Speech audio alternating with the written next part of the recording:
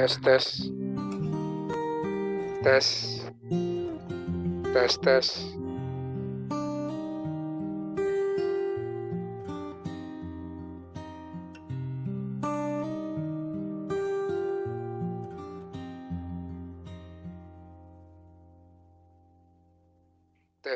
tes tes satu.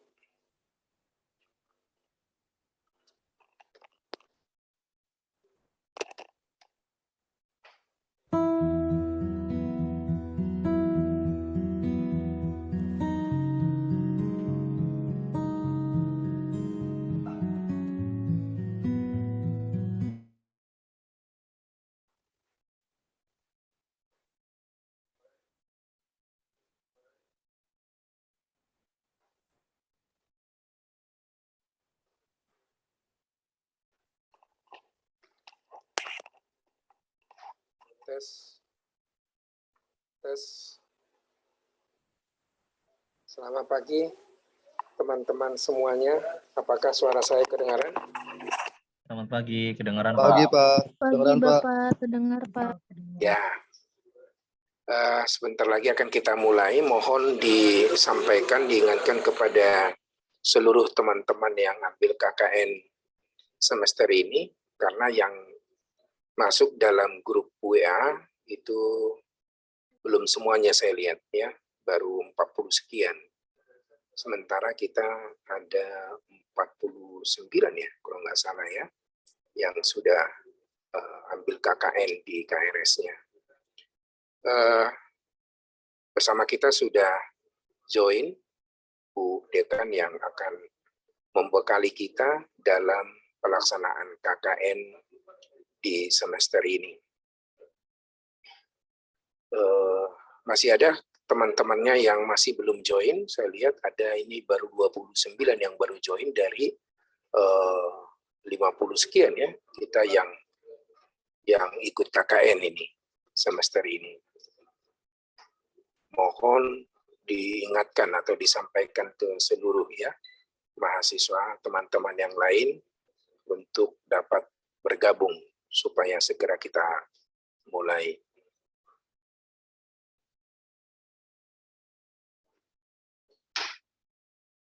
Oke, sembari menunggu teman-teman kita yang lain, mohon izin Bu Dekan, apakah kita sudah bisa memulai atau masih? Mohon izin Ibu. Ya Bapak, ini masih 50% ya? Iya Bu. Ditunggu 5 menit dulu ya Pak ya, terus 10 Oke. menit untuk masuk. Ya, siap Bu. 50%, mungkin 60% baru tiba kita. Siap Ibu. Ya, makasih Bu. Ya, jadi teman-teman kita tunggu dulu. Tolong diingatkan, disampaikan ke seluruh teman-teman peserta KKN supaya dapat join dalam link ini ya, udah terus bertambah, ini sekarang sudah 31. Ya, diingatkan saya sudah share nama-namanya. Ya, juga nama kelompok dan DPL-nya juga sudah saya share di grup. Nah, persoalannya sekarang tidak semua ini saya lihat masuk dalam grup ya.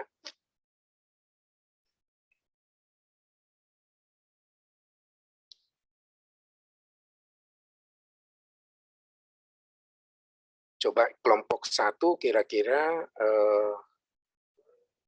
masih ada yang belum join Zoom atau ini dari kelompok 1 DPL-nya itu Pak Yuri, Muhammad Fariza, Muhammad Alvin, Muhammad Tohir, Yoga Suprayogi, Rian Noviansa, Fahri Bagas, Muhammad Rizky Ibrahim, Trinur Cayaningrum, Devika Sabrina Putri Iswadi, dan Resti Rianti. Apa kira-kira sudah lengkap ini semua? Mohon yang sudah join di ini dari kelompok 1, tolong dicek.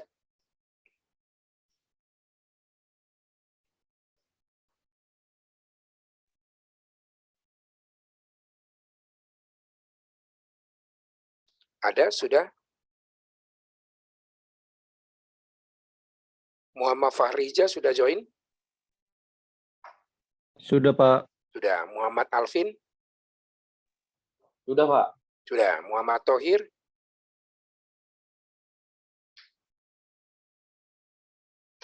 Ya, tolong Alvin sama Fahrija disampaikan ke Tohir ya. Yoga Suprayogi, Rian Noviansa, Ada Pak. oh ya, Fahri Bagas, Fahri, belum ya. Trinur Cayaningrum udah ada. Sudah, Pak. Tolong disampaikan ke Fahri ya, supaya segera join. Muhammad Rizky, dari perminyakan, belum juga. Devika, sudah. Resti, Sudah, Bapak. sudah, oke. Kita join yang tolong disampaikan ke teman-teman yang masih belum ya. Kelompok 2, yang sudah Ferdindio sudah. Ferdindio Rinaldi, Lukmanul Hakim, Gentarian Laksono, masih belum. Muhammad Habib Hael Guhera, belum juga. Muhammad Naufal, Rivaldi Asabi, Faki Badurasman,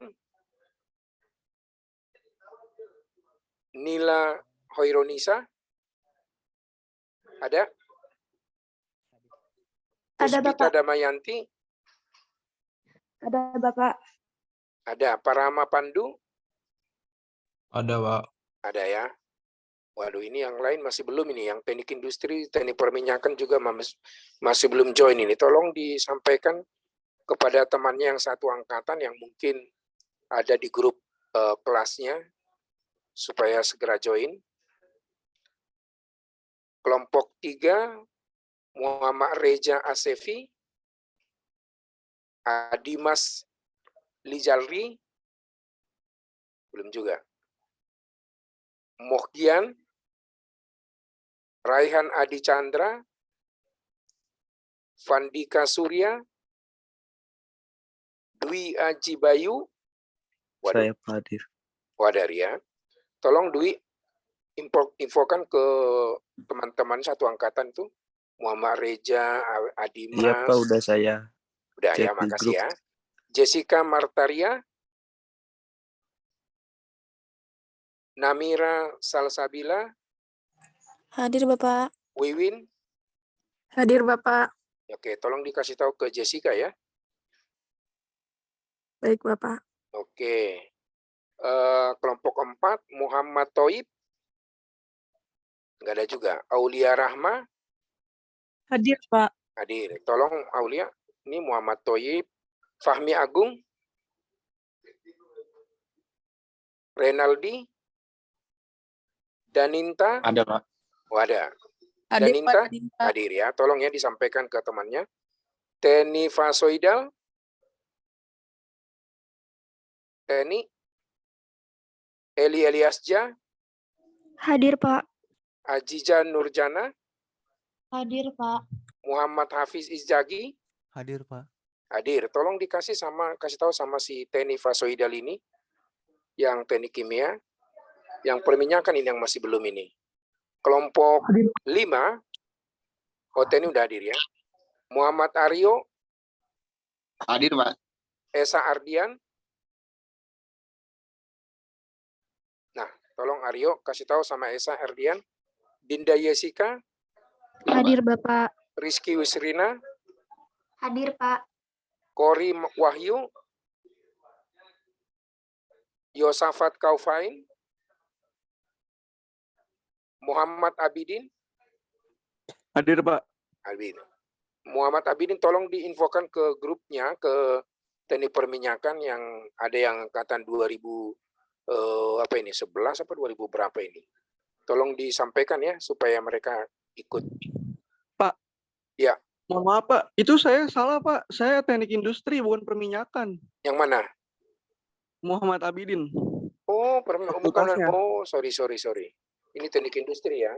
Iya, tulisannya perminyakan tapi. Oke. Ntar saya revisi. Bapak Kasih, untuk ya. Bapak untuk Dinda Yesika Agustian sama Rizky Yusrina juga salah Pak, harusnya teknik kimia. Oh iya, sorry. Iya, betul. Ya. Pak Bungaran, saya TPM ya Pak, jangan salah loh Pak. Bentar, siapa Mas? Eko Prasetyo. Mana dia? Di kelompok berapa? Saya DPM Pak. Udah DO itu Pak Bum, udah DO. Yang mana itu? Itu Eko Prastio di DO aja Pak Bum. Oh, aduh. Serius banget ini Pak Selamat Bungaran. pagi Ini Pak pagi-pagi. Eko. Aduh, Pak Yuri, terima kasih. agak sudah ini join. dikit lah Ya. Pak. Kendorin dikit Pak. Siap. Kirim dulu kopinya Pak Eko. Oh iya. Makasih Pak. Beli. Ya, sebentar saya lihat dulu kira-kira sudah 36 dari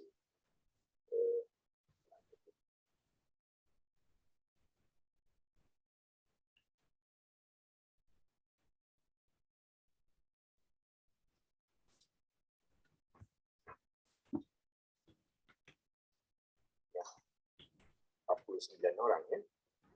36 dari 49 orang.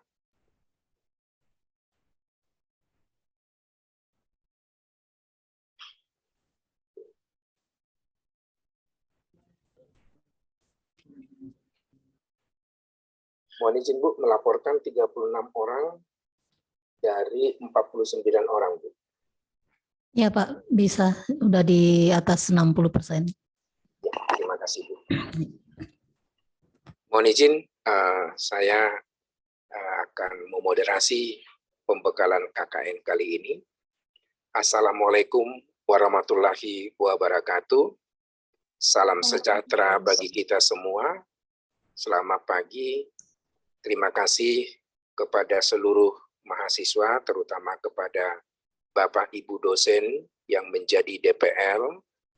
Terima kasih juga kepada Bu Dekan yang berkenan hadir untuk mengarahkan, memberikan pembekalan bagi pelaksanaan KKN di semester ini.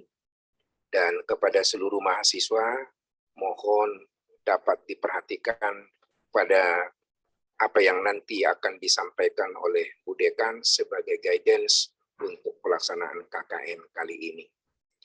Untuk mempersingkat waktu, kami persilahkan kepada Bu Dekan untuk memberikan pembekalan. Waktu dan tempat kami persilahkan. Ya, terima kasih Pak Bungaran sebagai moderator.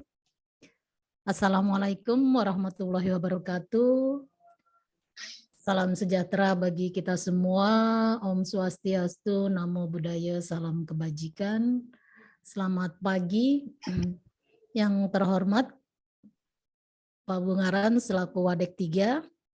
Kemudian ada Pak Yuri Delano sebagai Kaprodi dan Pak Eko Prastio sebagai Sesprodi Teknik Perminyakan yang hari ini mungkin selaku dosen pembimbing lapangan ya Pak ya.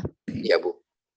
Dan yang saya banggakan mahasiswa Fakultas Teknik dari 4 prodi, yaitu Prodi Teknik Industri, Teknik Kimia, Teknik Perminyakan, mungkin kita satu ya Pak, Teknik Lingkungan yang mungkin semester depan ya.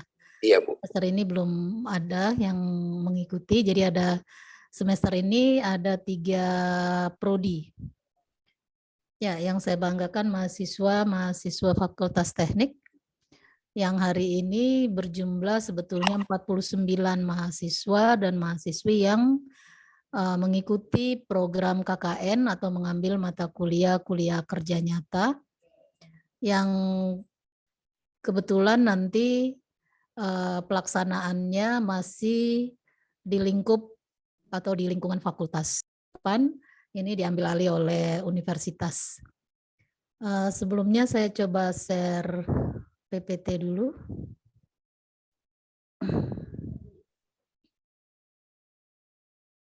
Sudah terlihat, Pak? Sudah, Bu.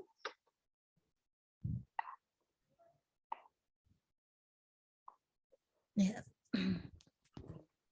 Ya, kita masuk ada beberapa hal yang mungkin saya utarakan hari ini di dalam pembekalan kali ini. Nah, ini mengenai maaf, ini enggak terlihat dasar daripada pelaksanaan KKN ya di semester ganjil 2022 dan 2023. Itu adalah pertama kurikulum ya di setiap program studi yang ada di Fakultas Teknik ya, khususnya kurikulum yang terbaru yaitu kurikulum tahun 2022. Jadi mata kuliah KKN ini tercakup di sini. Sehingga ini merupakan salah satu dasar dari pelaksanaan KKN. Kemudian adanya surat keputusan rektor tentang pedoman pelaksanaan KKN.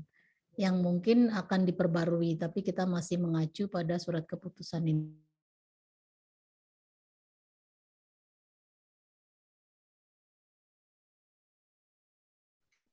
Pelaksanaan KKN yang kali ini dari informasi Wadek 3 bahwa jumlah peserta KKN itu ada 49, jumlah kelompoknya ada 5 ya. Ada 5 atau 4, Pak? 5, Bu. Iya. Nah, ya, berarti ada 5 DPL juga di sini. Ya, jumlah dosen pembimbing lapangan atau DPL 5. Nah, lokasi KKN yang akan dilaksanakan itu adalah di desa-desa mitra Fakultas Teknik yang nanti akan diutarakan. Kemudian bisa juga kemungkinan di luar desa mitra, ya bisa juga dilakukan seperti ini. Lihat kondisi mungkin nanti, ya. Nah, kemudian ini adalah desa-desa mitra untuk setiap program studi yang ada di Fakultas Teknik. Ya, untuk teknik industri, desa mitranya adalah Desa Buni Bakti, Kecamatan Babelan, Kabupaten Bekasi. Teknik kimia itu adalah Desa Karang Satria, Kecamatan Tambun Utara, Kabupaten Bekasi.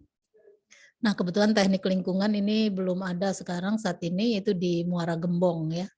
Bekasi, teknik perminyakan Desa Mangunjaya, Kecamatan Tambun Selatan, Kabupaten Bekasi. Nah, ini adalah kemungkinan kalau kita bisa melakukan KKN di desa-desa mitra kita. Nah, program KKN semester ganjil ini itu banyak sekali yang bisa kita lakukan ya. Baik program-program pemberdayaan bidang hukum bisa juga ya. Kemudian program pemberdayaan bidang pendidikan, program pemberdayaan bidang ekonomi, sains dan teknologi, dan juga program pemberdayaan bidang kesehatan dan lingkungan. Nah, ini adalah program-program yang bisa kita lakukan. Nah, nanti kita mengambil bagian mana di sini ya dari bidang-bidang yang ada.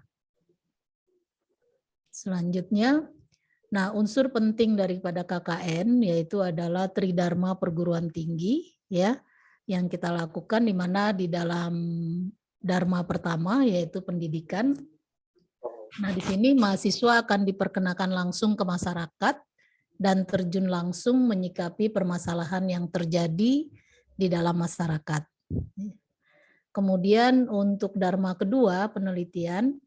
Di sini upaya pihak perguruan tinggi dalam hal ini Fakultas Teknik itu mengikut sertakan mahasiswa menelaah, kemudian belajar melakukan penelitian secara baik dan benar, secara tidak langsung ya mendorong dan mengajarkan mahasiswa ini untuk menelaah ya potensi yang ada di masyarakat dan merumuskan permasalahan yang terjadi, tentunya demi memperoleh jalan keluar atau penyelesaian masalah ya. Dan yang dharma ketiga ini adalah pengabdian kepada masyarakat. Diharapkan lewat program KKN ini mahasiswa akan mengaplikasikan ya ilmu mungkin materi-materi yang selama ini dipelajari kemudian ditransformasikan ke masyarakat yang tempati atau lokasi KKN ini, ya. Nah, ini adalah unsur penting ya di dalam KKN. Nah, manfaat program KKN ini ya, pertama adalah tentunya mengasah ya mahasiswa ini mengasah kemampuan ya di dalam mencapai atau mencari problem solving ya. Kemudian yang kedua, mahasiswa juga diharapkan bisa belajar bekerja sama karena di sini dibuat kelompok-kelompok ya, bagaimana kalian nanti belajar di dalam bekerja sama. Di dalam kelompok itu tentunya kan juga ada pemimpin kelompok ya, bagaimana belajar memimpin, bagaimana belajar mengkoordinasikan kegiatan-kegiatan ini bisa berjalan dengan baik. Nah, ini adalah salah satu bentuk manfaat dari KKN, yaitu belajar kerjasama ya. Kerjasama, kemudian bagaimana kegiatan itu bisa berlangsung dengan baik. Kemudian melatih profesionalitas ya. Nah, mungkin di antara kalian ada yang punya kemampuan ya, maka tuangkan di sini. Ya. Nah, ini salah satunya adalah melatih profesionalitas ya, kemampuan diri, dan kemudian bisa mengembangkan diri ya. Yaitu kemampuan atau potensi atau kompetensi yang ada, nah coba dikembangkan ya di lingkungan masyarakat nanti di tempat KKN nanti. Artinya kalian menggali kemampuan bagaimana mengatasi persoalan-persoalan yang ada ya. Dan yang kelima tentunya ini yang paling penting, yaitu kita memiliki sense ya atau kepedulian ya sosial. Diharapkan ya mahasiswa yang terjun KKN ini bisa sedikit banyak merasakan apa yang menjadi masalah-masalah di lingkungan masyarakat di situ. Nah, ini adalah bentuk-bentuk manfaat daripada KKN. Nah, tujuan dari program KKN ini yaitu adalah tentunya pengalaman ya. Jadi selama ini selain di kelas ya, kalian juga diharapkan mempunyai pengalaman di lapangan ya. Bagaimana mengidentifikasi masalah ya, bagaimana merumuskan ya masalah-masalah yang ada sehingga kita coba cari solusinya. Nah, ini tentunya juga dibantu oleh dosen-dosen pembimbing lapangan. Dan yang kedua ini melatih berpikir kritis ya. Jadi coba gali terus ya hal-hal, jadi 5W plus 1H ini coba digali ya. Apa ini, kenapa ya, mengapa itu terjadi, kemudian bagaimana ya, dan seterusnya. Nah, kemudian yang ketiga dari program KKN ini, maka fakultas atau perguruan tinggi dalam hal ini fakultas teknik itu berharap melahirkan lulusan yang berkompeten siap pakai ya. Jadi mungkin untuk KKN ini kan kalian sudah mendapatkan atau memperoleh berapa SKS ya. Jadi itu sudah banyak hal ya atau materi-materi kuliah yang sudah dikuasai sehingga di masyarakat ya apa yang perlu kita kemudian keempat juga ini meningkatkan hubungan antara perguruan tinggi dengan pemerintah daerah ya. Kemudian kelima adalah mempercepat proses peningkatan kemampuan SDM, dalam hal ini adalah mahasiswa. Ini tujuannya.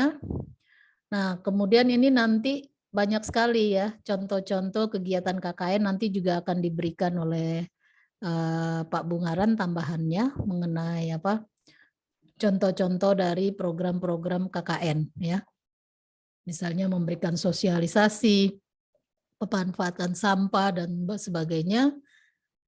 Ada yang mengajak masyarakat untuk menanam bakau, mengurangi abrasi laut. Ya, lihat kondisi di lapangan tentunya ya di sini.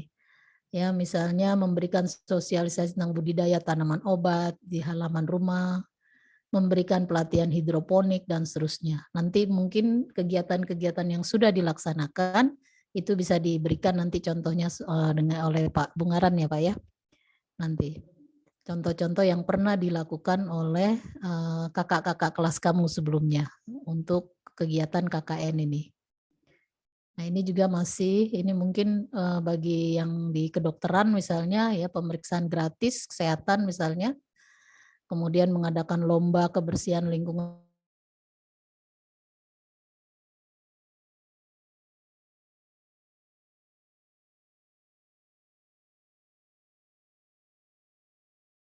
Di Dikti ini ada beberapa program kegiatan KKN tematik ya.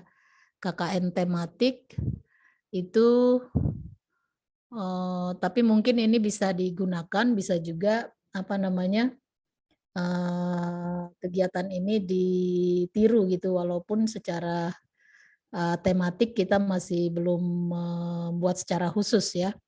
Jadi ada KKN tematik keluarga sejahtera ya, yaitu pendataan ya. Nah di sini sebentar.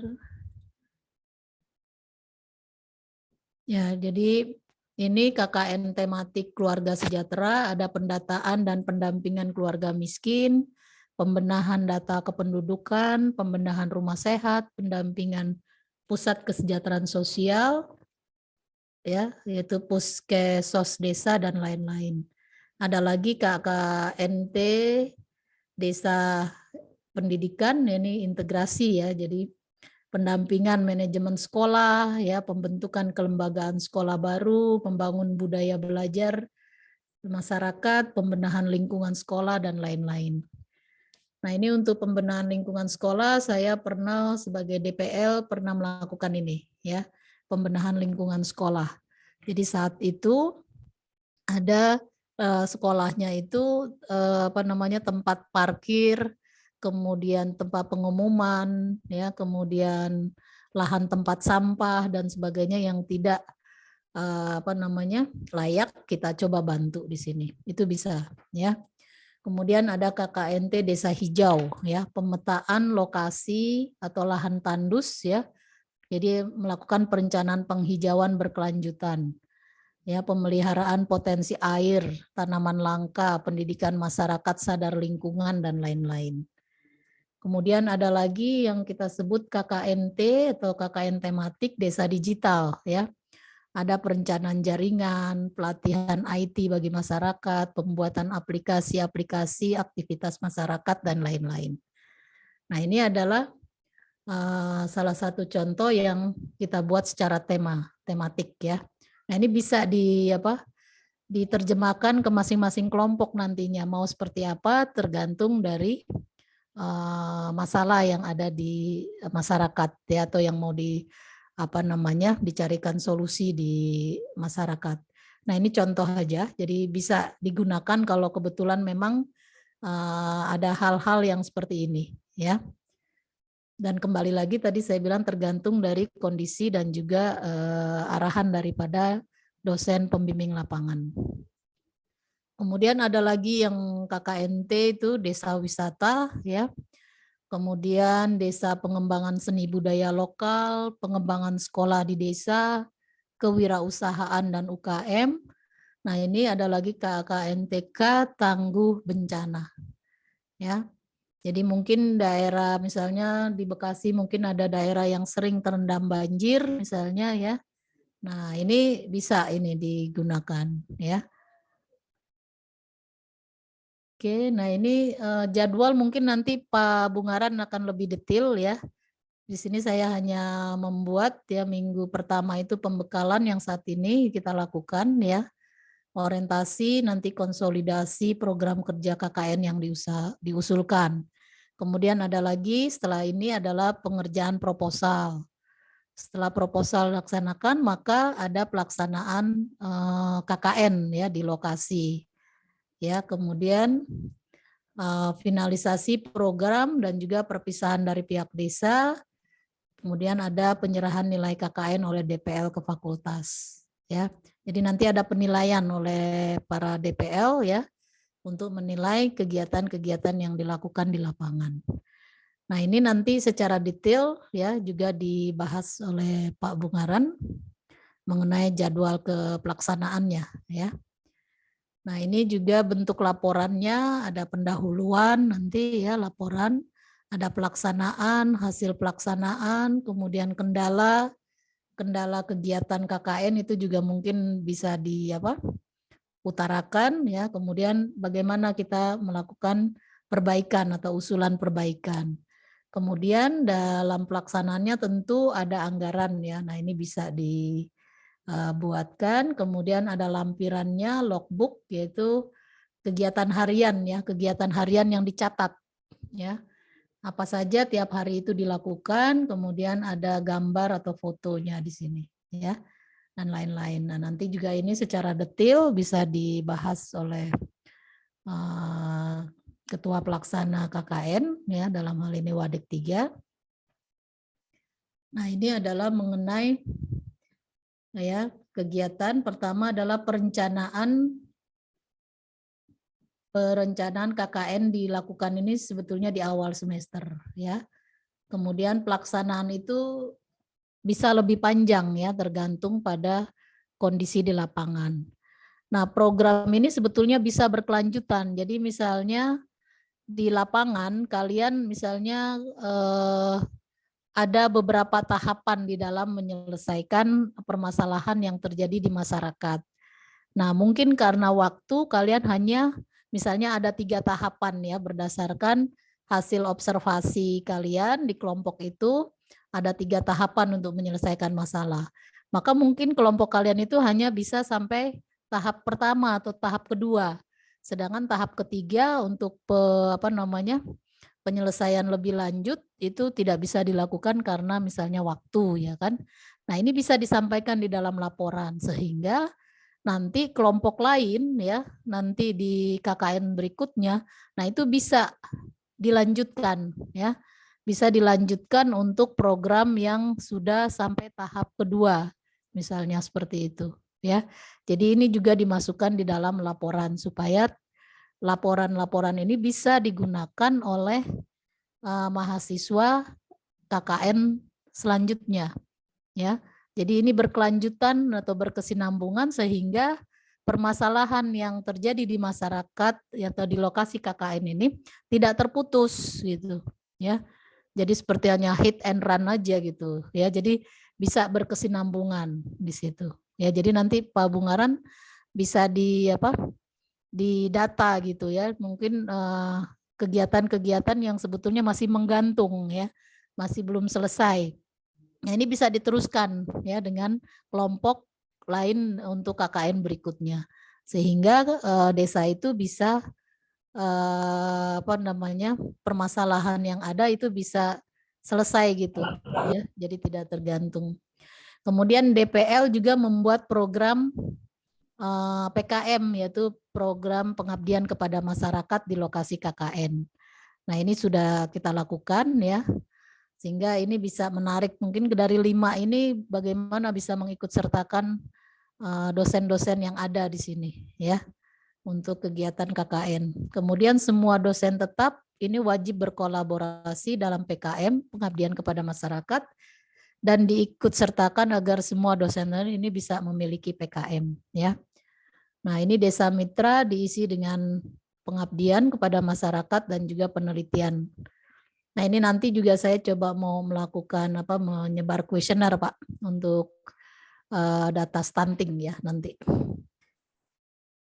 Nah, ini ya saya lanjutkan ya, seperti sebelumnya kegiatan-kegiatan KKN yang dilakukan itu hal-hal yang tadi sudah saya utarakan mengenai kegiatan-kegiatan sosialisasi dan sebagainya. Nah, tetapi saat ini ada penekanan ya, jadi ada penekanan memang belum harus dilakukan di KKN saat ini, tapi kita sudah mau memulai ya, yaitu di mana waktu ada forum rektor di Surabaya, jadi Presiden menekankan peran daripada perguruan tinggi untuk ikut serta dalam program RAN Pasti ya. Nah, run pasti itu apa?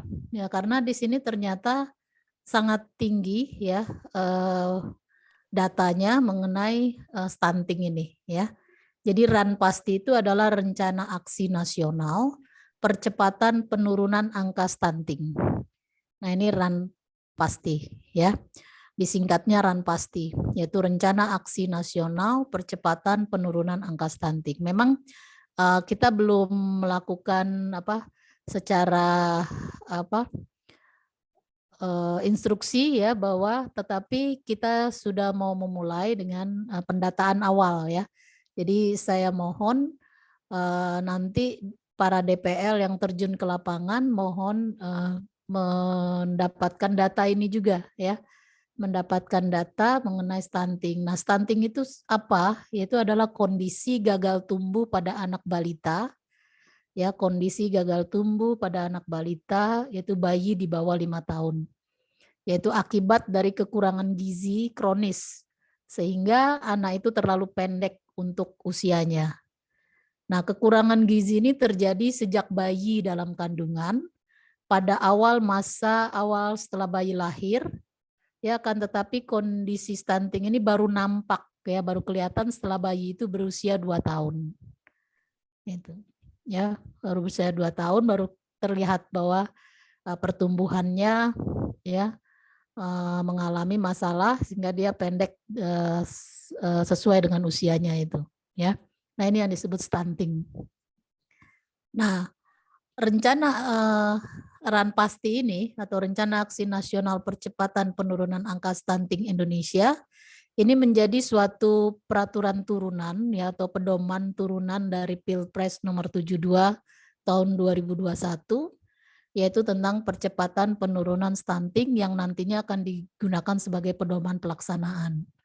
Nah, RAN pasti ini adalah sebagai upaya pemerintah pusat mengkonsolidasikan atau mengkonvergensikan ya, mengerucutkan ya kegiatan-kegiatan, program dan anggaran yang termasuk di dalamnya, yaitu terdapat pemerintah daerah dan juga pemangku kepentingan serta sektor swasta. Nah, pemerintah daerah tak perlu membuat rencana aksi atau RAT ini karena RAN pasti sudah sangat detail dalam hal kegiatan, sasaran, dan indikatornya. Nah, jadi ini nanti kita menunggu ya, cuma kita perlu data awal saja dulu ya. Nah, di sini terdapat 3 pendekatan ya. Terdapat 3 pendekatan dalam pelaksanaan RAN pasti. Yang pertama dengan pendekatan keluarga berisiko stunting, yaitu dilakukan dengan intervensi hulu, yaitu pencegahan lahirnya bayi stunting ya, dan penanganan balita stunting. Jadi pertama ini justru pada ibu-ibu hamil ya, pencegahan lahir bayi stunting ini ya. Yang kedua melakukan pendekatan multisektor dan multi pihak, yaitu melalui pentahelix yang menyediakan platform kerjasama antara pemerintah dan unsur pemangku kepentingan. Dalam hal ini bisa dunia usaha, perguruan tinggi, masyarakat, dan media. Nah, ini ya, ini adalah bentuk pendekatan kedua, yaitu melalui pendekatan multisektor dan multi pihak ya. Nah, salah satunya adalah perguruan tinggi. Yang ketiga yaitu pendekatan intervensi. Ya, jadi setelah ini mungkin kalau intervensi sudah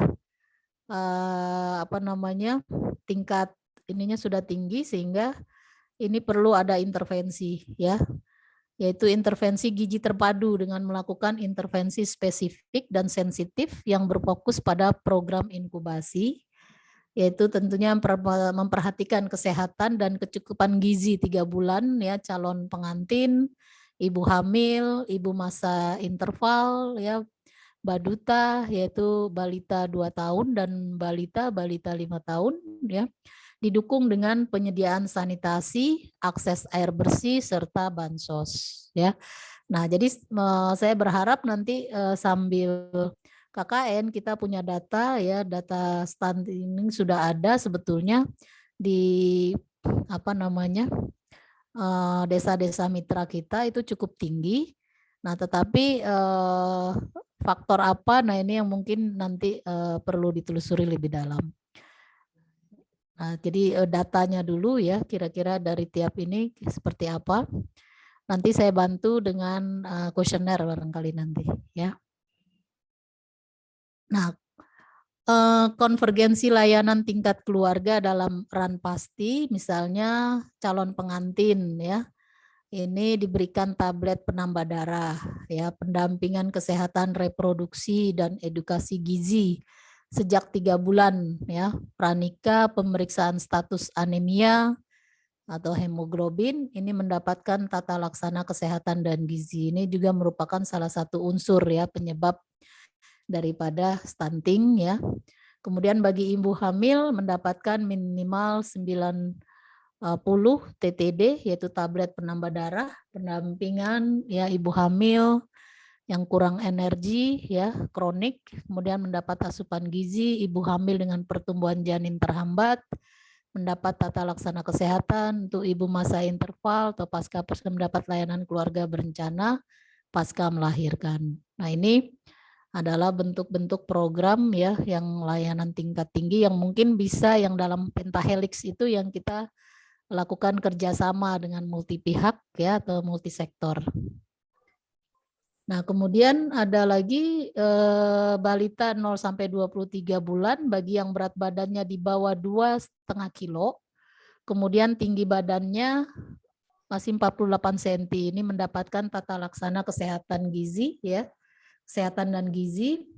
Kemudian bayi 6 sampai 23 bulan ini mendapat makanan pendamping ASI, MPASI ya, MPASI.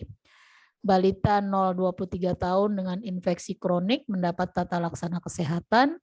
Bila gizinya kurang mendapat tambahan asupan gizi. Nah, yang bergizi buruk ini mendapat tata laksana gizi buruk dan seterusnya ya. Nah, sebetulnya tadi sudah dinyatakan bahwa program Ranpasti ini sudah detail ya. Jadi kita tinggal bisa lihat di situ apa yang terjadi, bagaimana mengatasinya, ya, bagaimana. Nah, ini sudah ada di situ sebetulnya, ya. Nah, ini bentuk-bentuk mungkin sudah banyak di media sosial, ya. Kenali penyebab stunting, ya. Tadi bahwa stunting itu adalah masalah gizi kronis yang disebabkan oleh asupan gizi yang kurang dengan waktu yang lama. Sebabnya ini ya banyak faktor ya. Stunting ini disebabkan oleh banyak faktor, bisa ekonomi keluarga, penyakit atau infeksi yang berkali-kali. Bisa juga kondisi lingkungan, bisa juga masalah yang non kesehatan. Nah, gejalanya tadi ya anak berbadan lebih pendek untuk seusianya, proporsi tubuh ya cenderung normal tetapi anak tampak lebih muda atau kecil untuk usianya. Berat badan rendah untuk anak usianya dan pertumbuhan tulang tertunda. Nah, hal ini kenapa akibatnya itu kalau bayi-bayi kita turun mempunyai masalah seperti ini itu sangat besar ya. Nah, ini mengakibatkan nanti generasi muda kita adalah generasi yang lemah ya. Generasi yang lemah, sedangkan sudah dicanangkan di 2045 ya atau 2050 itu adalah Indonesia emas. Karena apa? Karena generasi mudanya itu mempunyai atau lebih banyak ya jumlahnya ya di tahun itu diharapkan. Kalau pemuda-pemuda kita di tahun 2050, 45, 50 itu adalah dengan kondisi ya yang lahir sekarang ini ya, kalau stuntingnya lebih banyak maka itu akan memperlemah ya. Nah, itu salah satu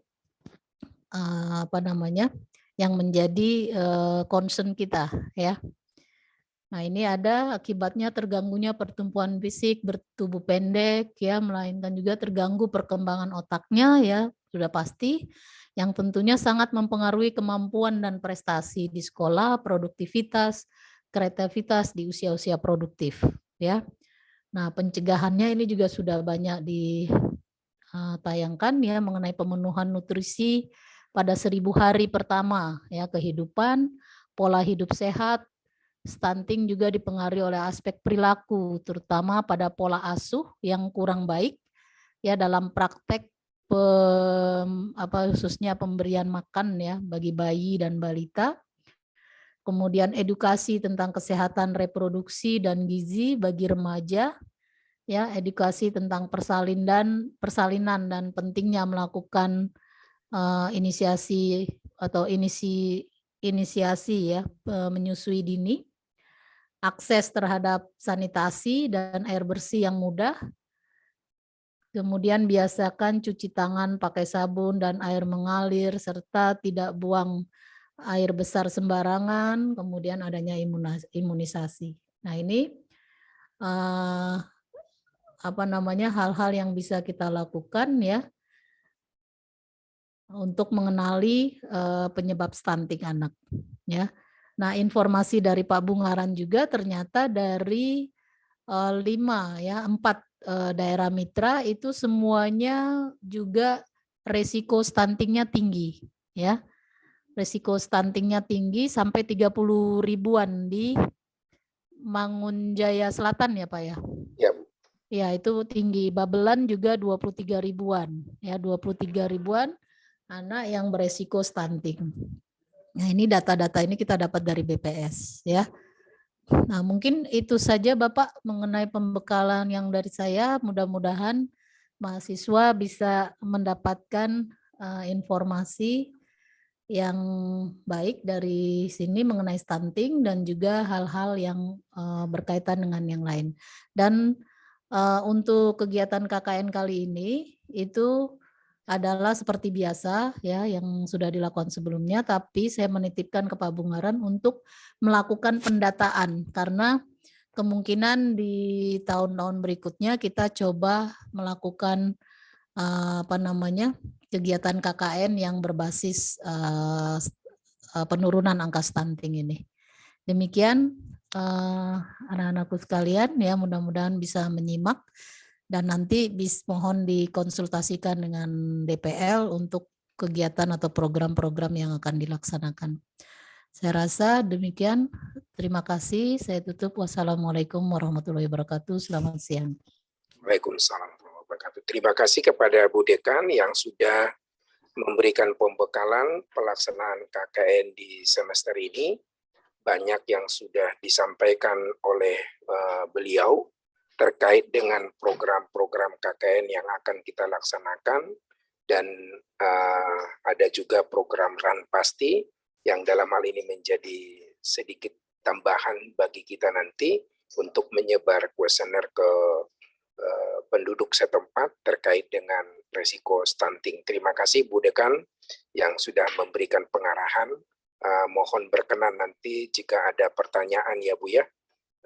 Tapi sebelum kita masuk ke pertanyaan tanya jawab, saya akan share screen dulu sedikit menambahin apa yang sudah disampaikan oleh Ibu. Ya, sudah kelihatan belum ya? Kelihatan ya? Sudah ya? Nah, oke. Kok nggak bisa saya tukar? Oke, kelihatan ya? Keganti nggak? Terganti Ya. Bapak. Oke, terganti ya. Oke. Nah, ini kewajiban mahasiswa KKN. Pertama, mengisi KKN pada KRS, memahami pedoman KKN, melaksanakan bimbingan dengan DPL secara individual atau secara kelompok, berkoordinasi dengan seluruh kegiatan yang akan dilaksanakan di sana, merumuskan program KKN, kemudian sampai ke persiapan teknis sebelum pelaksanaan.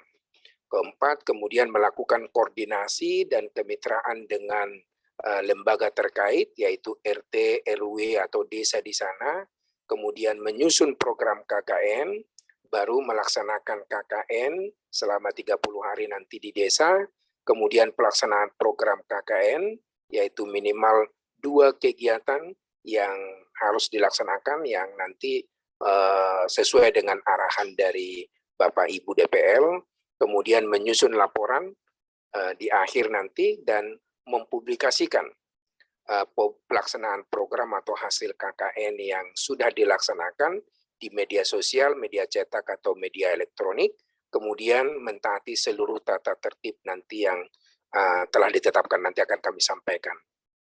Ini tugas DPL, mengikuti diskusi, ini bisa online, bisa offline, dengan DPL, mendampingi mahasiswa, bimbingannya secara individual ataupun kelompok, koordinasi dengan sasaran program dan mitra, mengorganisasikan dengan mahasiswa yang lain, kemudian merumuskan program KKN sampai ke pelaksanaan. Kemudian membimbing mahasiswa secara individual, apakah menggunakan media sosial atau offline, selama kegiatan KKN, melakukan koordinasi kemitraan juga dengan desa, membimbing dan mendampingi mahasiswa dalam pembuatan berita atau artikel atau hasil KKN ini nanti yang akan kita publikasi, kemudian membimbing pembuatan laporan KKN, dan juga laporan pengabdian kepada masyarakat, dan menilai mahasiswa KKN bimbingannya, dan menyerahkan nilai KKN tersebut ke fakultas. Itu tugas dari DPR. Nah, membuat perencanaan program KKN. Tadi sudah disampaikan oleh Bu Dekan, ada beberapa hal yang pernah atau yang juga akan kita lakukan nanti di desa. Pertama adalah kita mengamati kira-kira kemungkinan apa yang akan kita lakukan, program apa yang akan kita lakukan di masyarakat sekitar, atau di sekolah mulai dari TK, PAUD, SD sampai SMA, atau gabungan semuanya ya. Melakukan koordinasi dengan RT RW dan juga lembaga sosial yang ada di desa tersebut dalam rangka pencarian data dengan menggunakan media sosial misalnya atau langsung offline.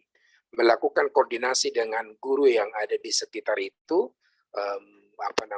untuk melaksanakan edukasi. Jadi kita dengan guru berkolaborasi, mengisi kegiatan belajar di rumah dari guru melalui media sosial misalnya ya, merencanakan media yang akan digunakan dalam hal edukasi ini, melakukan koordinasi dengan Fakultas Teknik dan DPL menggunakan media sosial juga bisa, membuat perencanaan program edukasi kesehatan dan gizi misalnya dengan format pada halaman nanti ya. Nah, program kegiatan lain ada program edukasi misalnya kesehatan dan gizi bagi anak sekolah sampai SMA, bisa secara daring misalnya ya, penguatan pembelajaran daring yang dilakukan oleh siswa dan guru, pembuatan dan sosialisasi media edukasi daring berupa gambar atau video tentang kesehatan dan gizi misalnya, pemberian makanan bergizi berupa misalnya bubur kacang hijau atau yang lain-lain sesuai dengan potensi desa tersebut, pembuatan aplikasi kesehatan dan gizi misalnya bagi siswa TK sampai SMA.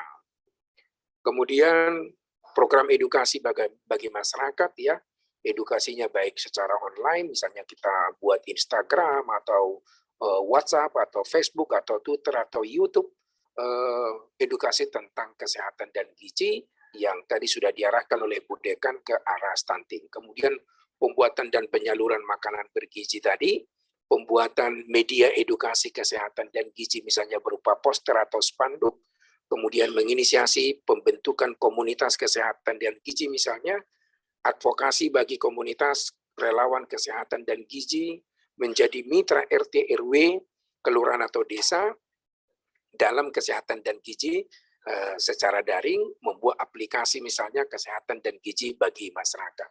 Jadi banyak hal yang bisa kita lakukan di desa sesuai dengan kondisi lingkungan desa tersebut. Kemudian, tapi itu adalah berdasarkan pengamatan kita, nanti pada studi observasi awal ke lapangan setelah ini ya, setelah pembekalan mulai hari ini, langsung hari ini juga kita berangkat ke desa, diperbolehkan karena angkanya sudah mulai berjalan mulai hari ini pelaksanaan KKN kita. Jadi mohon masing-masing kelompok melakukan survei, bertemu dengan perangkat desa, ART RW di sana, mencoba melakukan observasi untuk mengetahui kira-kira potensi, kondisi lingkungan, kemudian apa yang akan kita laksanakan selama pelaksanaan KKN tersebut. Nah, ada program tambahan tadi yang disampaikan oleh Bu Dekan sesuai dengan Ranpasti, yaitu Rencana Aksi Nasional Penurunan Angka Stunting Indonesia. Stunting itu apa? Sudah dijelaskan oleh Bu Dekan. Nah, kita diminta untuk mendata jumlah stunting di desa kita nanti masing-masing melalui penyebaran kuesioner nanti yang sudah akan disiapkan oleh Bu Dekan. Kemudian edukasi kepada masyarakat atau keluarga tentang pencegahan stunting ini. Kemudian pelatihan dan dalam rangka peningkatan kreativitas masyarakat dalam upaya pencegahan stunting, memulai pengolahan melalui pengolahan bahan makanan bergizi berbasis sumber daya pangan lokal. Jadi sebenarnya tidak tidak di luar, tetapi yang ada di desa tersebut coba kita manfaatkan untuk meningkatkan gizi anak-anak di desa tersebut. Nah, lokasi KKN tadi sudah Bu Dekan sampaikan, ada desa binaan Fakultas Teknik, tadi sudah disampaikan oleh Bu Dekan, teknik kimia di desa Karangsatria, teknik industri di desa Buni Bakti, di teknik lingkungan desa Muara Beting Muara Gembong, teknik perminyakan desa Mangunjaya. Nah, tadi juga disampaikan oleh Bu Dekan, dari angka resiko stunting di Kabupaten Bekasi memang ternyata lebih tinggi, yaitu yang paling tinggi adalah Tambun Selatan, yaitu sebesar 30.707 resiko stuntingnya, dan yang kedua adalah Babelan, yang ketiga Cibitung, Setu, Cikarang Utara, Tambun Utara. Nah, dalam 6 ini yang tertinggi ini, ternyata ada 3 lokasi yang sesuai dengan desa binaan atau desa mitra KKN kita kali ini.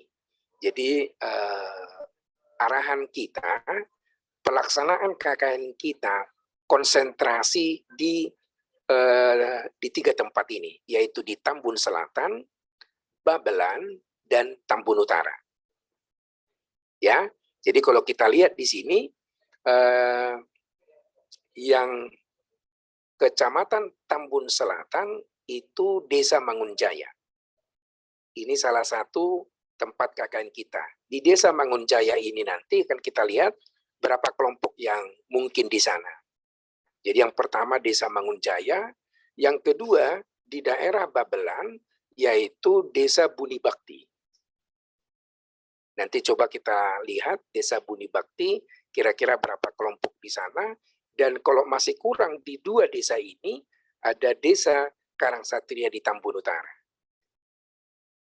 Nanti kita coba bertemu dengan desa, kepala desa setempat, mohon arahan, kira-kira nanti kita ditempatkan di RT RW berapa. Ya, misalnya kita nanti ke Desa Mangunjaya, nanti kita minta arahan dari Desa Mangunjaya, kira-kira nanti kita ditempatkan di mana, di Desa Buni Bakti juga seperti itu, di Desa Karangsatria juga seperti itu. Cukup jelas ya kira-kira lokasi KKN-nya ya. Jadi yang pertama Desa Mangunjaya, kedua Desa Buni Bakti, dan yang ketiga adalah Desa Karangsatria. Ini kemudian luaran ya. Luaran dari pelaksanaan KKN kita, yang pertama publikasi. Jadi publikasi hasil-hasil capaian kegiatan program KKN ini kita publikasikan melalui media cetak ataupun elektronik berupa film pendek, ya, berupa di media sosial, YouTube, Facebook, dan Instagram. Ya, mohon semua kelompok mendengarkan ini dan melaksanakan. Kemudian nanti ada artikel. Artikel ini akan kita publikasikan, artikel pengabdian, melalui jurnal pengabdian nasional terakreditasi atau di jurnal pengabdian Fakultas Teknik. Nanti akan kita coba masukkan jurnal pengabdian tersebut, nanti berkoordinasi dengan DPL masing-masing. Dan yang ketiga adalah laporan. Laporan akhir KKN yang di dalamnya ada logbook dan juga ada proposal KKN. Ya, jadi nanti setelah kita survei, setelah kita bicara dengan pihak desa, RT RW, maka kita membuat proposal KKN, nanti yang ditandatangani oleh DPL itu diserahkan ke fakultas, didokumentasikan di fakultas.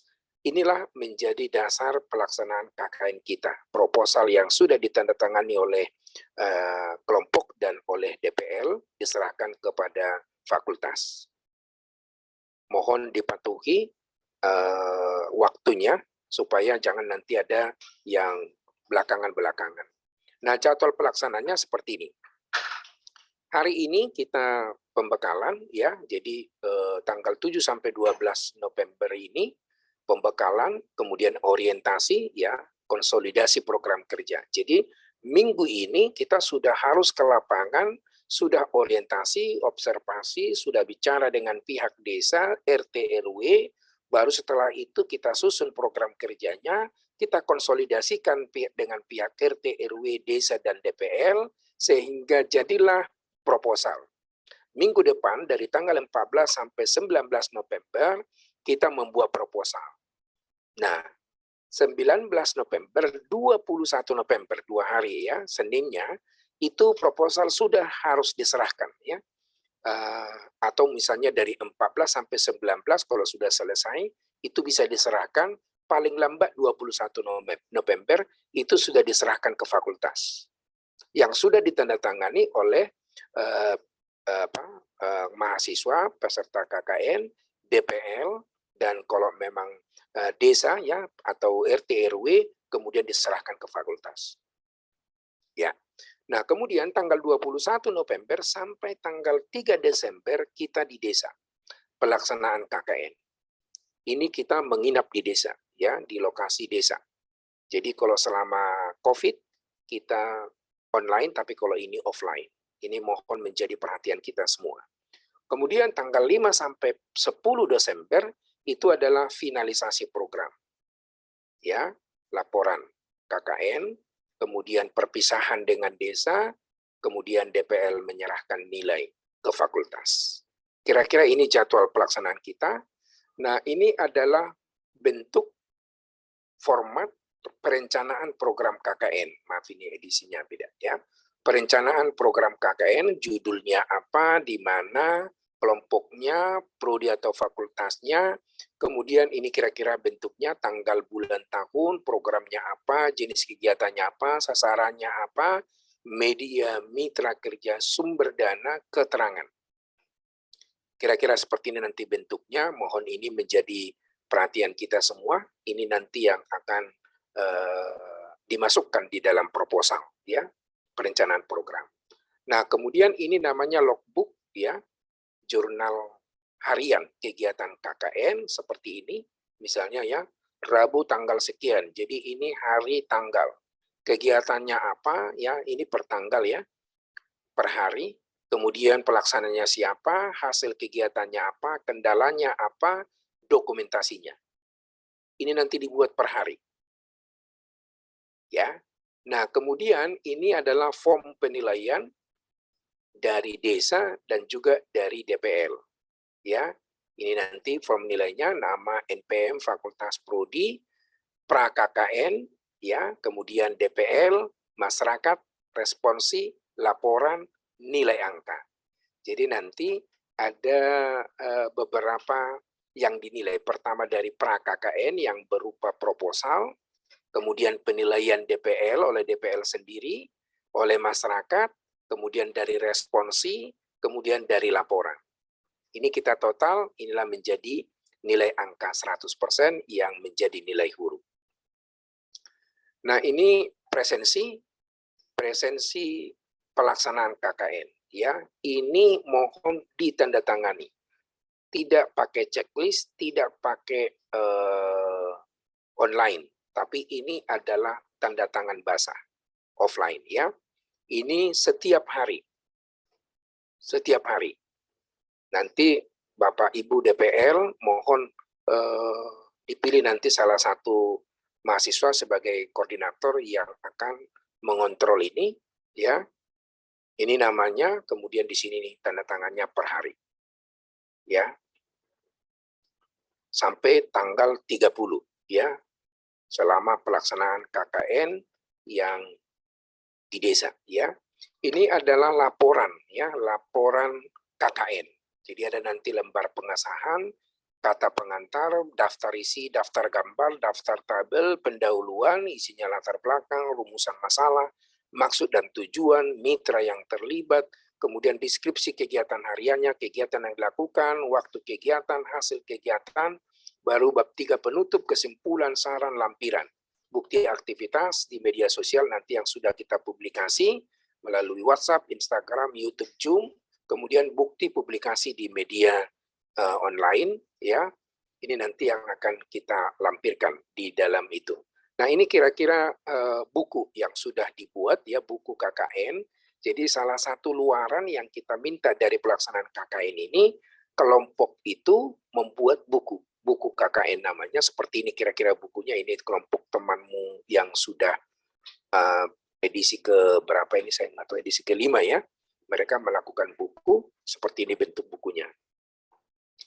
Nah, ini nanti DPL dapat surat tugas, seperti ini bentuknya, nama dosennya dan juga nama-nama mahasiswanya. Nah, tata tertib pelaksanaan KKN. Yang pertama, mahasiswa wajib mengikuti rangkaian kegiatan KKN dengan tertib, wajib mengenakan atribut KKN selama pelaksanaan KKN. Jadi kalau kita pakai jas alma mater, ya. Kemudian mahasiswa wajib melaksanakan kegiatan KKN selama 1 bulan atau dengan minimal menempuh 240 JKM, ya, jam kerja efektif mahasiswa. Kemudian izin meninggalkan lokasi KKN itu maksimal 3 kali 24 jam dan harus diketahui oleh DPL dan induk semang atau masyarakat tempat tinggal kita selama KKN ini. Kemudian meninggalkan lokasi tanpa izin DPL di atas 3 hari itu dikenakan sanksi peserta dinyatakan gugur KKN. Ya, ini mohon menjadi perhatian. Kemudian izin meninggalkan lokasi dalam waktu yang sama tidak boleh rombongan lebih dari 5 orang. Pelanggaran hal ini dikenakan sanksi peserta dinyatakan gugur KKN.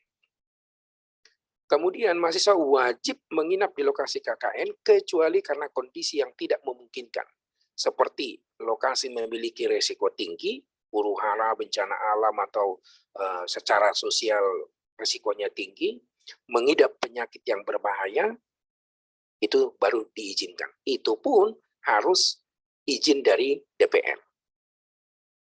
Nah, larangan. Dilarang melakukan pemalsuan segala bentuk dokumen dalam pelaksanaan KKN. Nggak boleh dipalsukan. Kemudian, dilarang melakukan plagiasi dalam menyusun proposal maupun laporan KKN. Dilarang melakukan pencurian dan perampokan barang milik Ubarajaya atau lembaga lain, RT, RW, desa, dan orang lain yang ada di lokasi KKN. Dilarang melakukan pemerasan, ancaman, penganiayaan, dan terlibat perkelahian. Jadi mohon bersabar kalau ada sesuatu yang langsung bersabar, ya. Dilarang minum minuman keras atau memperdagangkan serta menggunakan narkotika, psikotropika, zat adiktif lainnya. Ya. Kemudian dilarang melakukan tindakan asusila dan perzinaan, baik dengan percakapan maupun perbuatan. Dilarang melakukan perjudian, ya, berbagai jenis permainan yang mengandung unsur judi, baik secara terbuka maupun tertutup. Dilarang melakukan perusakan milik Ubarajaya atau RT, desa, RW, dan orang lain, baik langsung maupun tidak langsung secara sengaja. Dilarang melakukan perusakan pencemaran lingkungan seperti coret-coret, memahat, membuang sampah dengan sembarangan, dan lain sejenisnya yang mengakibatkan kerusakan lingkungan. Dilarang melakukan penghinaan dan pencemaran nama baik kepada orang lain.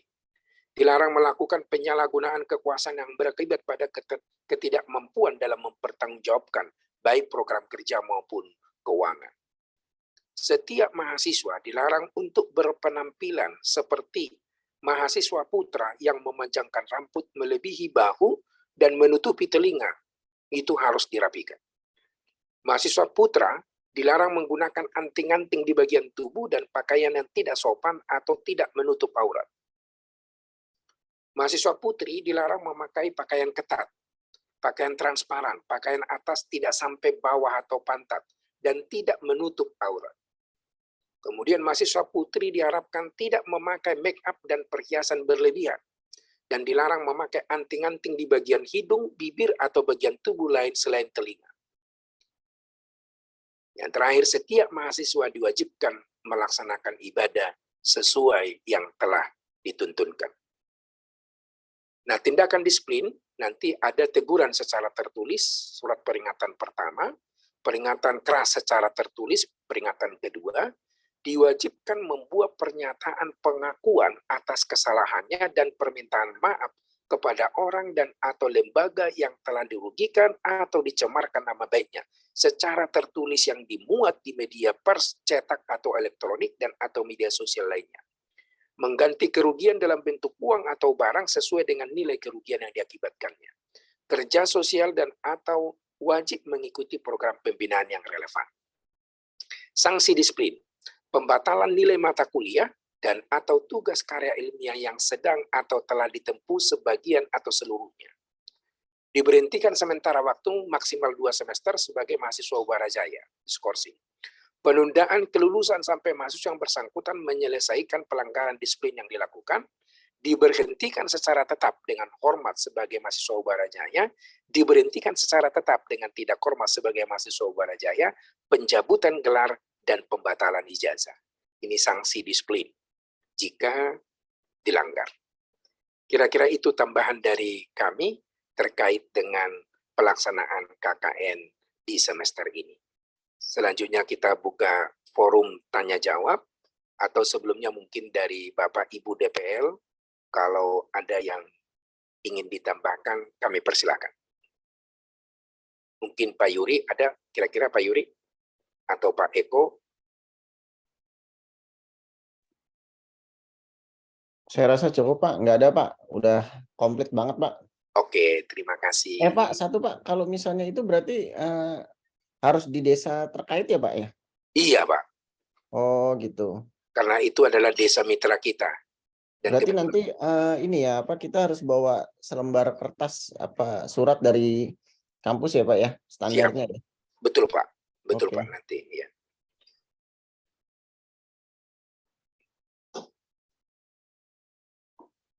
Oke, mungkin Bapak Ibu DPL kalau nggak ada lagi kita coba serahkan kepada mahasiswa. Mungkin ada pertanyaan dari mahasiswa, kami persilakan.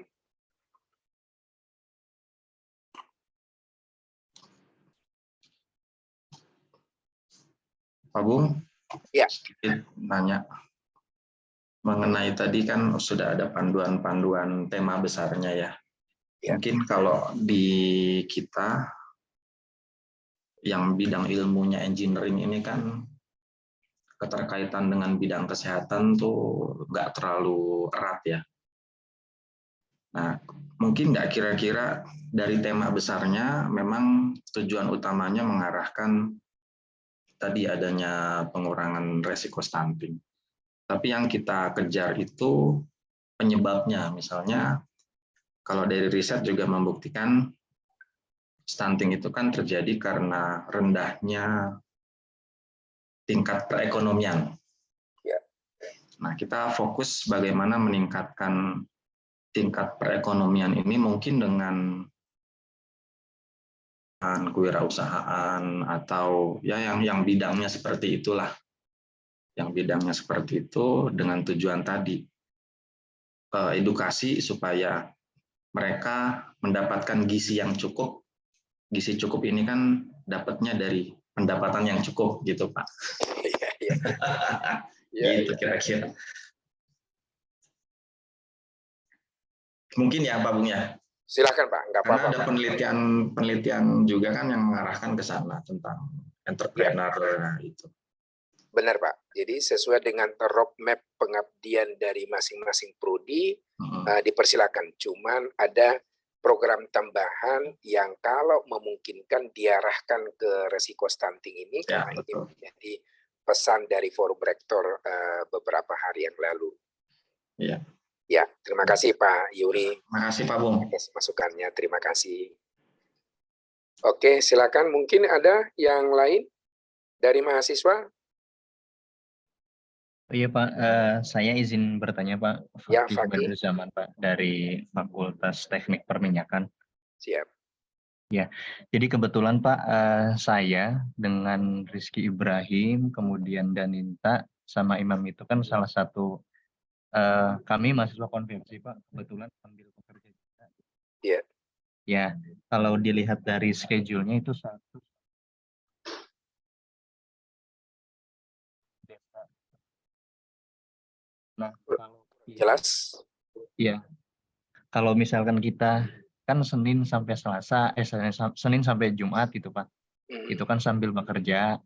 Kemudian ada juga yang beberapa dari kami dinas di luar kota gitu, artinya di site gitu di lapangan. Nah itu mohon saran ataupun kebijakannya seperti apa ya Pak, agar kami juga bisa memaksimalkan KKN kami dalam rangka program wajib kampus gitu Pak. Sedangkan kami juga di sisi lain sambil bekerja Pak. Ya, mohon saran dan masukannya Pak. Oke, terima kasih Terima kasih. kepada Mas Fakih ya. Untuk mahasiswa yang bekerja ya. Untuk mahasiswa yang bekerja ini kita mohon perhatian semuanya supaya tidak ada dusta nanti di antara kita, di antara masing-masing kelompok, antar mahasiswa ya. Untuk mahasiswa bekerja, di sisa waktu yang ada, kalau misalnya dia masuk SIP 1, berarti di SIP 2 mohon dimanfaatkan untuk pelaksanaan KKN ini. Kalau misalnya di SIP 2, berarti mohon dimanfaatkan di SIP 1. Atau kalau memang tidak memungkinkan, berarti Sabtu dan Minggu. Ya, jadi Sabtu dan Minggu mohon berada di desa. Ya. Kemudian pelaksanaan KKN ini tentu membutuhkan kontribusi. Nah, kalau memang mahasiswa bekerja tidak bisa sama waktunya dengan mahasiswa reguler yang tidak bekerja, ya mohon pengertiannya supaya koordinasinya baik dan seluruh kegiatan terlaksana dengan baik. Jadi mohon semua mahasiswa yang bekerja memanfaatkan waktunya. Sebisa mungkin harus menginap di desa, seperti yang saya sampaikan tadi. Kalau dia SIP 1, berarti SIP 2 ada di desa. Kalau dia SIP 2, berarti SIP 1 dia ada di desa. Kalau memang SIP 1, SIP 2 tidak bisa dia di desa, ya berarti Sabtu Minggu dia harus ada di desa. Tapi ini mohon dikomunikasikan dengan seluruh mahasiswa kelompoknya dan juga DPR. Sehingga semuanya jelas dari awal. Ya, jangan nanti di kemudian hari ada perbedaan pendapat yang memicu yang tidak baik. Itu penjelasan dari saya, Mas Fakih. Ya, baik Pak, jelas. Sebisa mungkin kita akan coba memaksimalkan. Iya, Mas. Iya, terima kasih Mas Fakih atas pengertiannya. Ya, terima kasih Pak Bungaran. Terima kasih Mas Fakih. Ya. Mungkin ada lagi yang lain? Boleh bertanya, Pak? Oh, silakan Mas Ferdin. Sampai lagi di jalan nih. Hati-hati, Mas. Yang saya agak kurang paham tuh ya maksudnya Bapak tadi bilang peraturannya tidak boleh meninggalkan site KKN maksimal lebih dari 3 kali 24 jam itu contohnya seperti apa, dan terus kalau misalkan kita kan di sini sembari mengikuti mata kuliah ya Pak ya, offline dan online. Nah itu teknisnya gimana itu Pak? Ya, oke, terima kasih. Hampir sama jawaban saya dengan Mas Fakih. Jadi kalau misalnya ada mahasiswa yang masih kuliah, boleh izin dari desa, ya, izin dari DPL untuk mengikuti perkuliahan kalau offline. Kalau online silakan mengikuti dari desa. Ya, kalau misalnya izin 3 hari berturut-turut ya tanpa pemberitahuan, ya sanksinya tadi sudah kita dengar bersama. Ya, jadi mohon ini menjadi perhatian kita semua. Bagi mahasiswa yang bekerja, tadi sudah saya jelaskan, bagi mahasiswa yang ingin mengikuti kuliah, diperbolehkan. Kalau memang itu kuliah offline, silakan, tapi izin kepada kelompok, izin kepada desa, dan izin kepada DPR. Itu Mas Ferdin. Jelas Mas Ferdin? Iya, boleh bisa Oke. diterima. Makasih Mas Ferdin. Oke, mungkin ada lagi yang lain? Bapak, saya izin bertanya, Pak. Ya, silakan Puspita.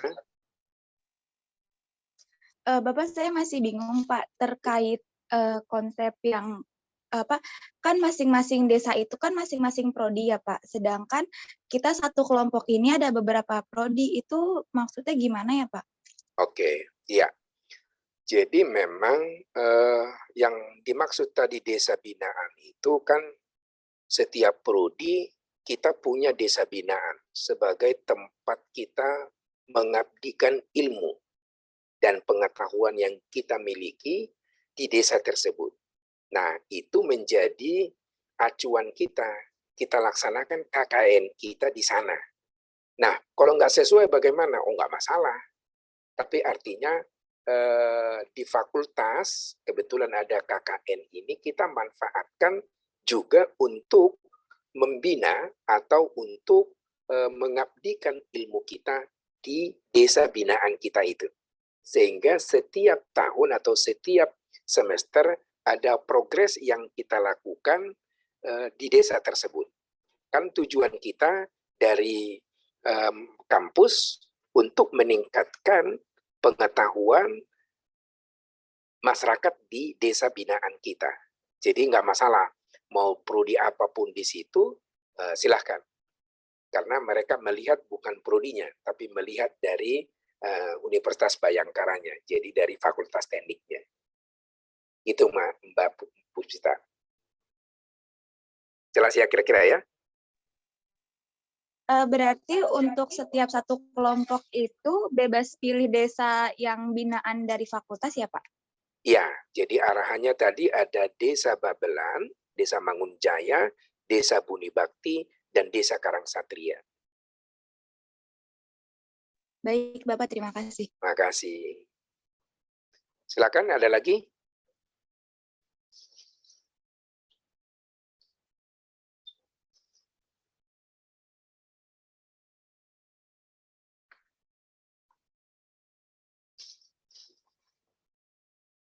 Ada lagi yang lain?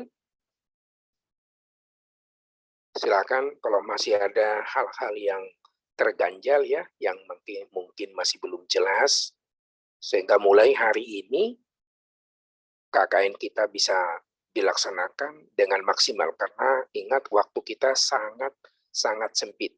Jadi kalau tidak segera kita manfaatkan, ya nanti kita akan ketinggalan. Jadi waktu yang ada ini mohon dimaksimalkan. Jadi mulai hari ini mahasiswa kelompok harus berkoordinasi.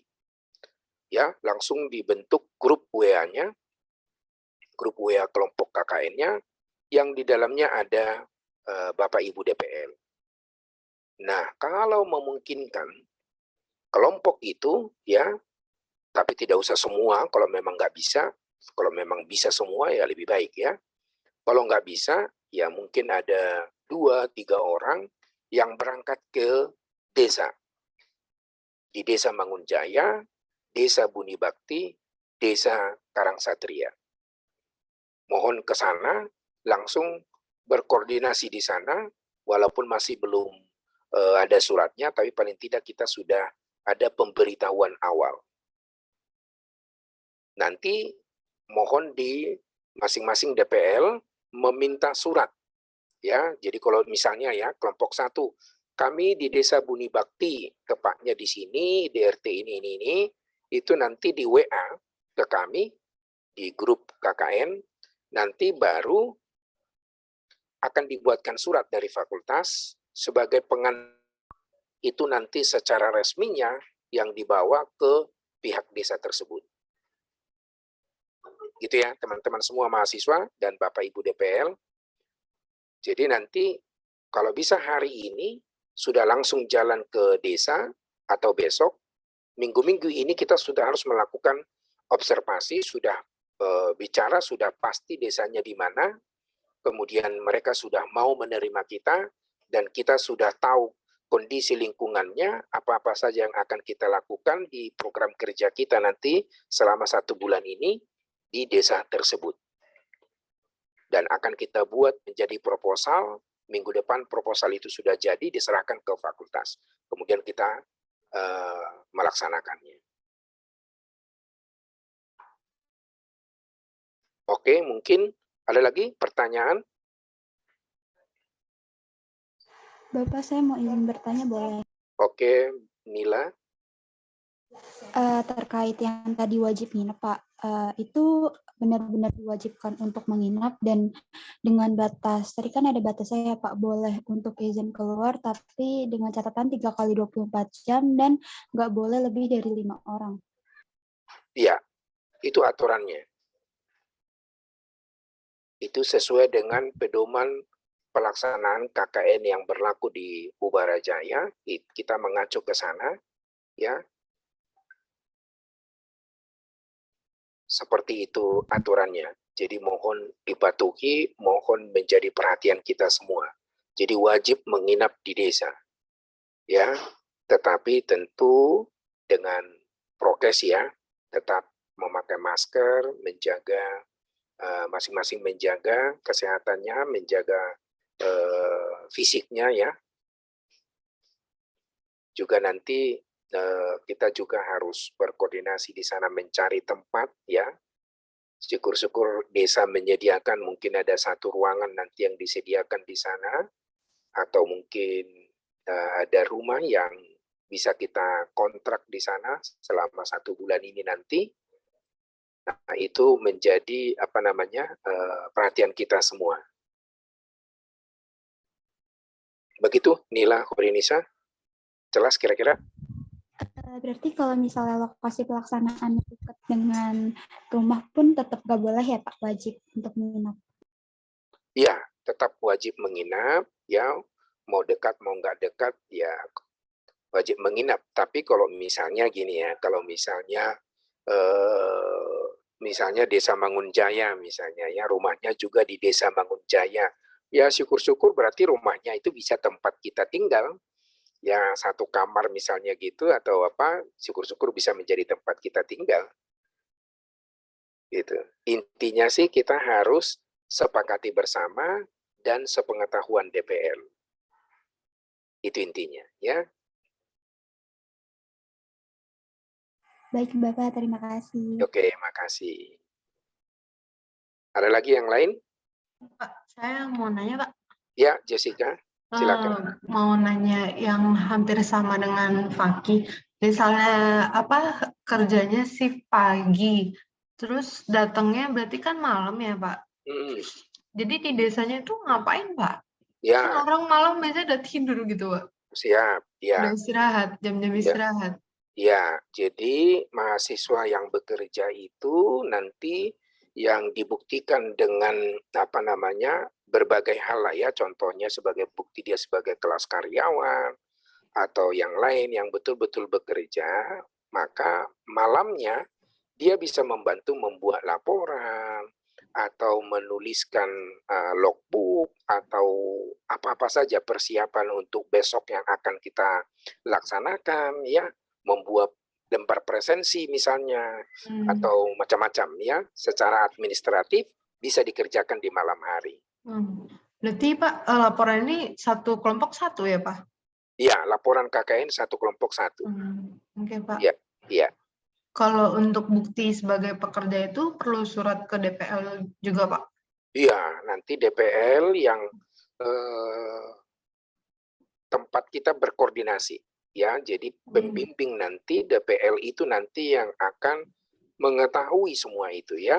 Nanti beliau-beliau nanti yang akan meminta hal itu kepada kalian misalnya yang bekerja, nanti bukti apa yang diminta sebagai bukti bekerja, kemudian hal-hal lain lah yang pelaksanaan KKN ini terkait itu.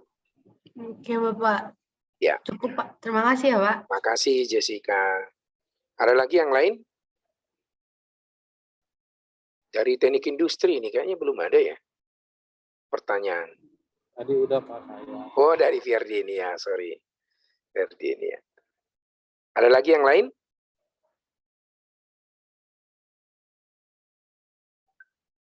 Cukup jelas kira-kira?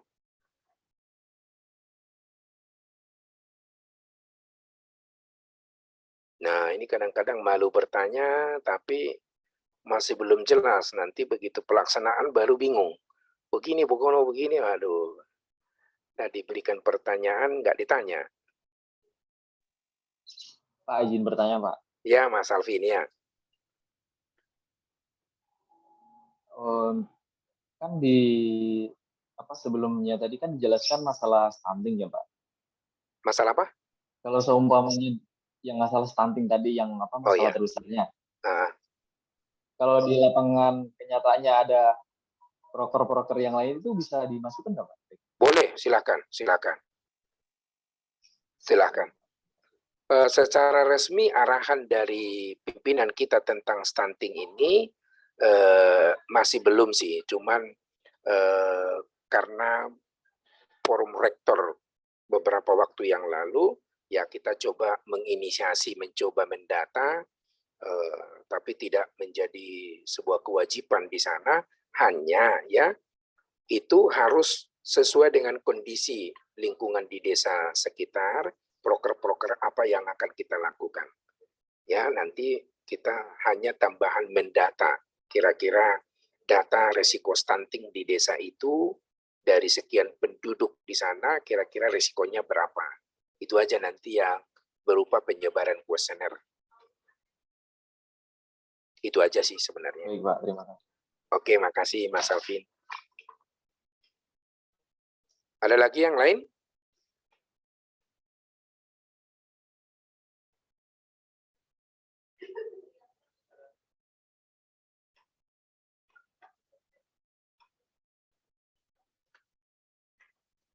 Ada yang menanyakan mungkin tentang biaya, tentang apa. Nggak ada ya, jelas ya.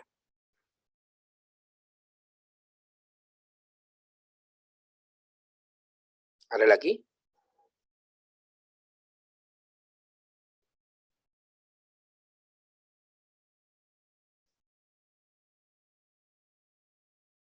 Oke.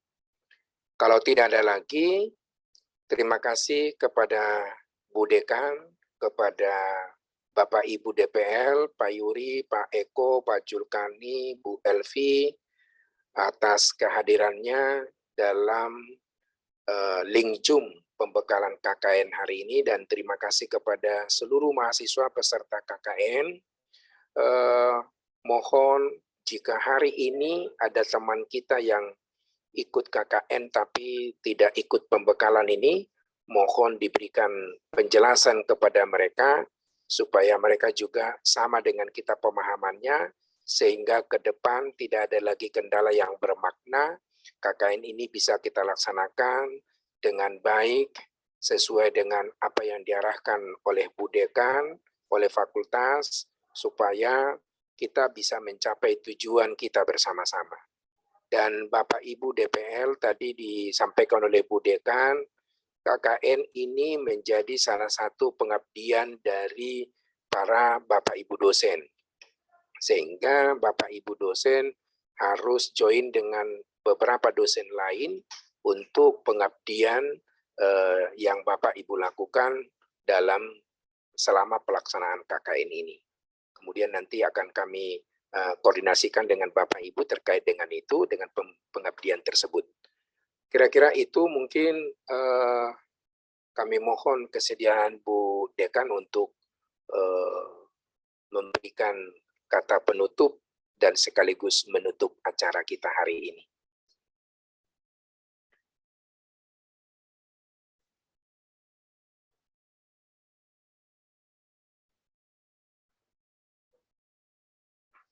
Mohon izin Ibu untuk mungkin ada tambahan dari Ibu. Silakan Ibu. Ya, maaf. Ya, terima kasih Pak Bungaran. Yang saya banggakan mahasiswa dan yang saya hormati para dosen DPL. Terima kasih sudah Terima kasih atas waktunya menyempatkan di dalam program pembekalan KKN ini. Saya berharap KKN ini berjalan dengan baik, ya, dengan ada penambahan sedikit ya dari KKN sebelumnya. Berkaitan tadi dengan mungkin nanti konsolidasi dan pertemuan di antara kelompok dan DPL-nya. Saya berharap para DPL lebih intens ya di dalam membimbing mahasiswanya. Jangan dibiarkan mahasiswanya itu berjalan sendiri-sendiri. Jadi harus sesuai dengan koordinasi dan program yang dicanangkan di fakultas ya. Itu saja Pak. Semoga KKN ini berjalan dengan baik ya. Mohon dijaga nama baik Ubara Jaya di dalam pelaksanaannya dan khususnya juga untuk Fakultas Teknik. Ya, mungkin tadi Pak Bungaran sudah memberikan arahan-arahan ya, hal-hal yang tidak boleh dilakukan. Jadi saya berharap para mahasiswa ini juga menjaga nama baiknya pribadi dan juga alma maternya. Nah, itu yang saya berharap di dalam program kegiatan kali ini. Terima kasih ya, semoga sukses acara atau kegiatan KKN kali ini dan juga semoga dapat diambil manfaatnya. Dan saya mohon untuk dosen-dosen DPL untuk menggali lebih banyak di desa-desa binaan ini sehingga bisa memberikan masukan ke prodi ya. Syukur-syukur Kaprodinya bisa menjalani yaitu untuk program-program apa saja yang nanti akan kita lakukan di desa binaan itu sehingga menjadi satu bentuk yang utuh gitu ya. Jadi saya berharap sifat kegiatan ini tidak parsial ya, tidak satu sama lain itu parsial satu sama lain. Jadi kalau bisa ada satu bentuk kegiatan yang secara utuh dan berkesinambungan sehingga akan terlihat dampaknya ya, hasilnya daripada program-program yang kita lakukan di setiap prodi ini. Karena masing-masing sudah punya desa mitra sehingga dosen ya dan mahasiswa bisa kita buatkan program untuk di desa itu ya, tidak hanya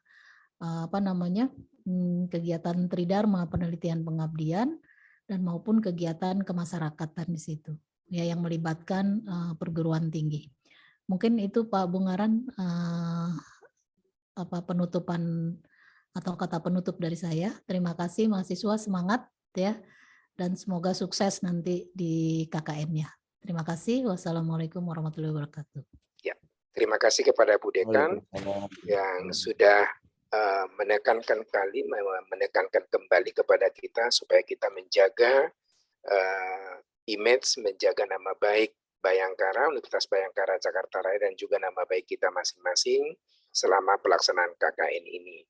Mohon gabung dalam WA Group supaya komunikasi kita lancar terkait dengan pelaksanaan KKN ini. Jadi ada 2 grup, ada grup KKN besar, nanti semua 49 dengan DPL ada di dalamnya.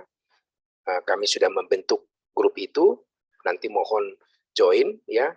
Kemudian ada juga WA Group kelompok masing-masing dengan DPL-nya supaya komunikasinya lebih lancar lagi. Jadi ada 2 ya, grup kecil dengan grup besar. Kemudian jangan lupa isi presensi, ada link presensi yang sudah di grup chat, jadi di kolom chat ya. Kemudian sebagai terakhir kita mengaktifkan on cam dulu, mengaktifkan kamera untuk difoto sebagai bukti pembekalan kita kali ini. Mohon Mas Jahan untuk memfoto, mohon mengaktifkan kameranya masing-masing supaya terlihat Nggak baik. bisa Pak kameranya Pak, nggak bisa diaktifin. Waduh. You cannot start your video because the host has stopped it. Itu silakan, tolong Mas Paki ini bisa itu tadi. Ada, ya ada. Rian udah. Yang bisa aktif aja coba. Yang bisa aktif tolong mengaktifkan kameranya. Nila sudah, Prabowo sudah, Alvin udah. Ya. Teni juga udah. Tolong semua mengaktifkan kameranya. Nah, Pak Eko udah. Makasih Pak Eko. Oke. Ya. Mas Jan, tolong print screen. Dihitung 1, 2, 3-nya supaya foto terbaiknya. 1, 2, 3. Lembar kedua. Oke, lembar kedua. 1, 2, 3.